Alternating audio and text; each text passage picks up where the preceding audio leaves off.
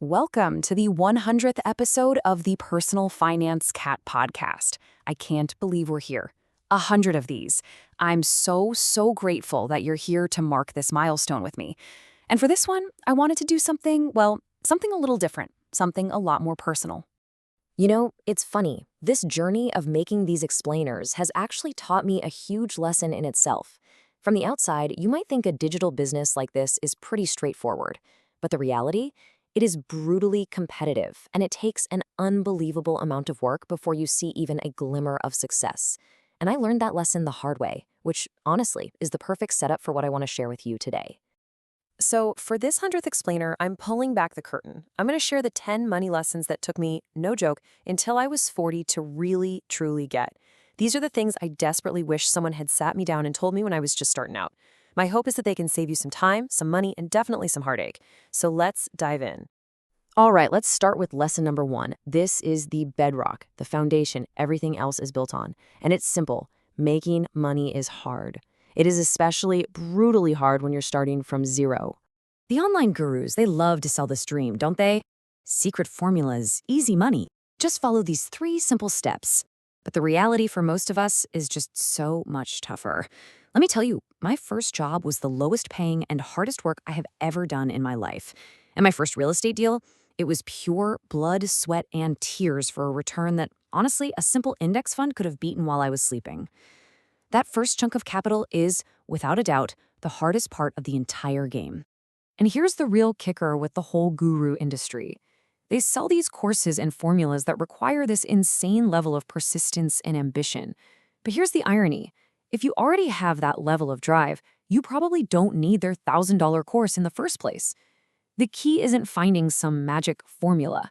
It's about finding what actually works for you, for your life, and then having the grit to stick with it.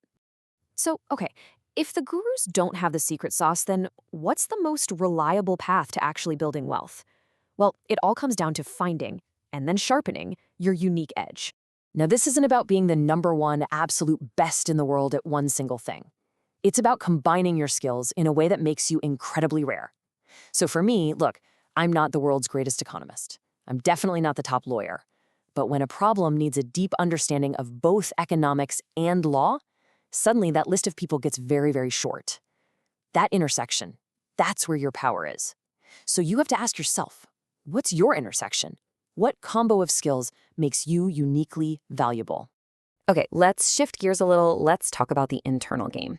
Because how you think about money, your mindset, is just as important, maybe even more important, than all the strategies and tactics in the world.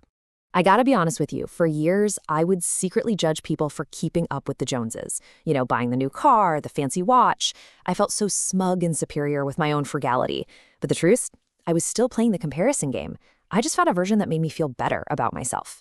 It took some hard life lessons for me to realize that while planning for the future is smart, you absolutely have to live in the present too. It's not about judgment. It's about finding your own balance between security and actual joy. And once I started fixing my own internal compass, I realized I had to change where I was getting my information from too.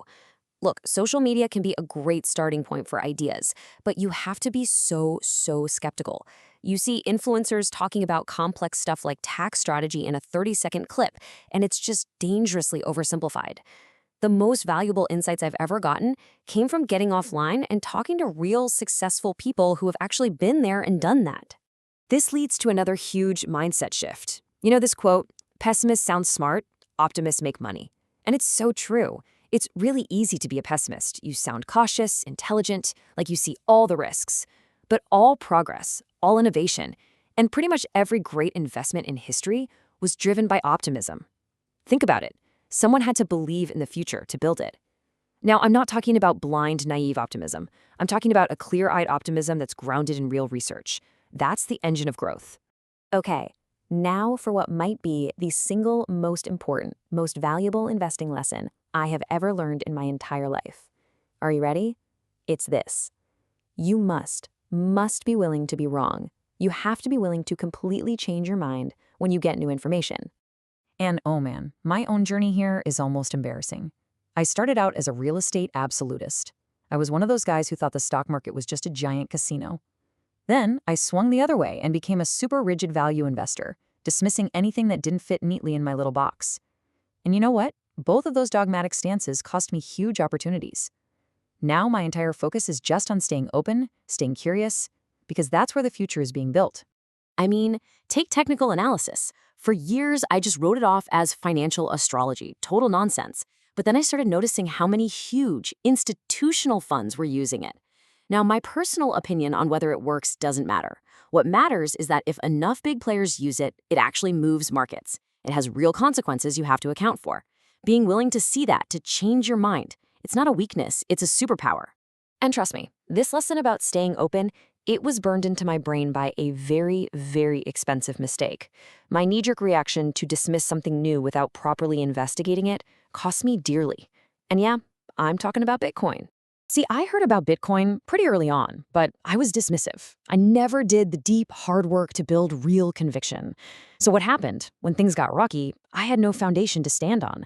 I panicked. I sold at a huge loss. I am determined not to make that same mistake with AI. So now, I'm doing the opposite. I'm immersing myself in it, reading everything, trying to understand it from all angles. Because true conviction, it's not born from hype. It's forged in the fire of deep, rigorous study. So we've covered the mindsets, the strategies for making and investing money, but none of it means anything if we don't understand the whole point of it all. What is the end game here? First, let's just quickly bust a myth that's all over the internet right now. This idea of buying a boring business, like a laundromat or a car wash, it sounds romantic, right? But the economic reality is that most of those businesses are in hyper-competitive markets with razor-thin profit margins. For most people, a much more probable path to wealth is simply owning a piece of the most dominant, most innovative companies in the world through the stock market. You get to own a slice of a true monopoly instead of a high-risk second job. And to stay on top of all this, you absolutely have to be a lifelong learner. But you have to be super intentional about your information diet.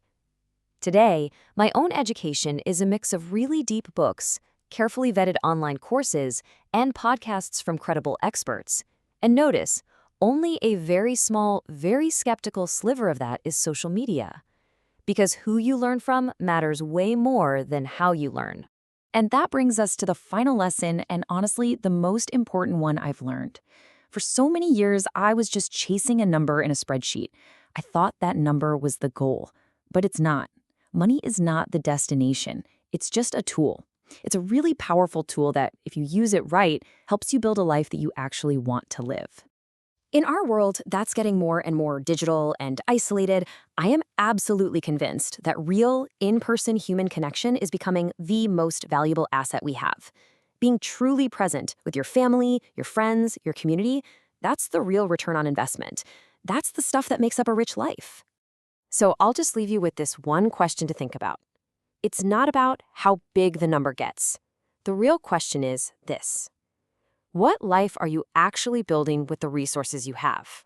Thank you so much for coming along with me on this journey. To 100 explainers, from the bottom of my heart, thank you.